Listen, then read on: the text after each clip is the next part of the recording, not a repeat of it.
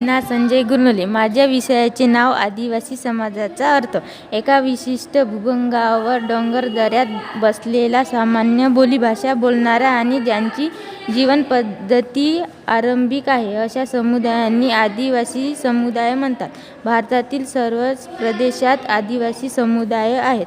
उत्तर पूर्व भारतात त्यांची संख्या महत्तम आहे. ह्या आदिवासी समुदायाला वेगवेगळ्या नावांनी ओळखले जाते. डॉ.